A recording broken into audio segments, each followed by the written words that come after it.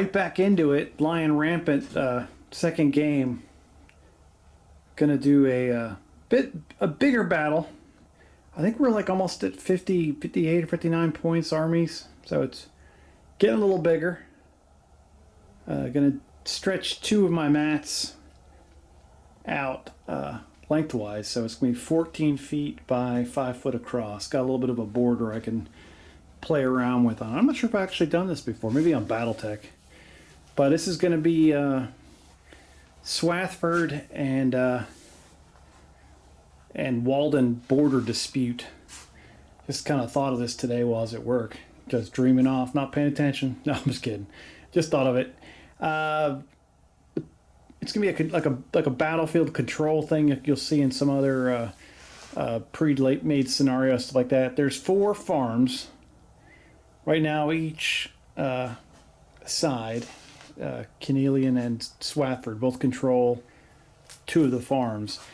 If you control one of your enemy's farms at the end of their turn, you get a point, and the first one to 20. Just pick a number randomly. I think that might be a good number. Wins. So turns go pretty quick in Lion Rampant in my big 1 game experience. So that could be doable. If it's too easy, we'll tweak something. But yeah, that could be. They might even get any points at all. They might just all just get butchered on a bridge. But you got a nice river that nobody can cross. You got 2 bridges. You got some woods. Some walls. You know, no big hills, but some. I'll get down lower here. Sorry about my knees. Thank Uncle Sam for that. And we've got all the forces out here. They've got the regular troops for Swathford and for Walden and oh gosh, I'm going with the baronies and not the kingdom parts or the dukedoms. We got all the forces of Tymorden and Aurelia out here, including some mercenary forces. So it's kind of very enthused that some of the unit types broke down exactly into what stuff I already had. And they probably planned it. I think when I read in the book, they said most people sell units in this numerical amount, so it actually works out great. They put a lot of thought into that. Like you see the forces of you're really manning up on this wall with them, some footmen and some archers, and they've got their berserkers behind them, some skirmishers in the trees. That's their land route right to one of their farms back here in the corner. They're pretty secure. They got this footmen here in the middle. They got their guys moving towards this bridge down here so they can attack across and try to get to their farms.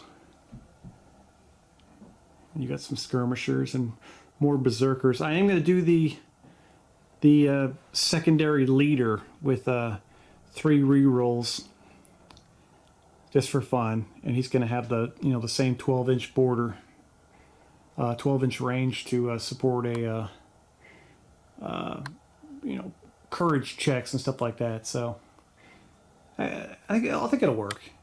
I mean, I didn't invent that rule. That's kind of some of the supplements in Black Powder with the divisional commander. So I think it'll work just fine since Rick Priestley thought of it, and I think I could use it. Got my swamps over here from Infamy, getting used to them. And you got some Tymorden archers and footmen.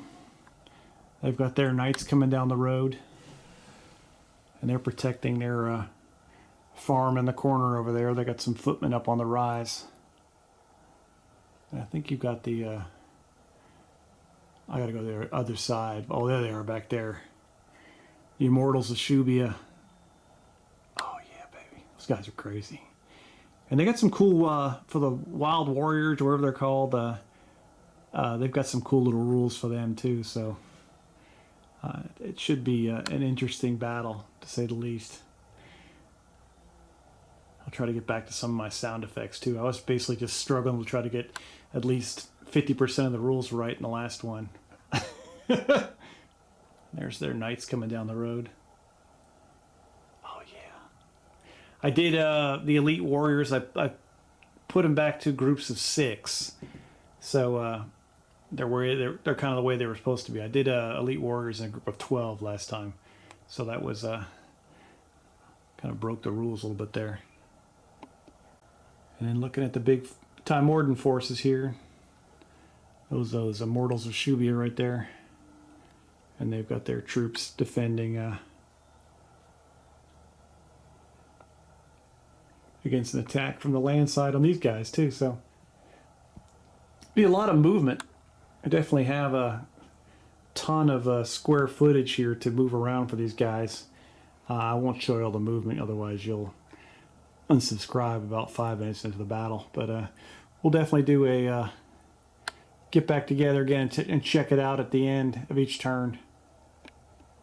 You've got the High Cleric of Shubi in there. Got his book out. He's ready to, no matter what rule system we're playing, he's ready to dominate. I think against him we've got the Berserker Lord, wherever he is. Oh, he's over there. He is. He's in the middle of his boys, ready to face his old nemesis. These guys have Wild Charge too, which I didn't have at all last time.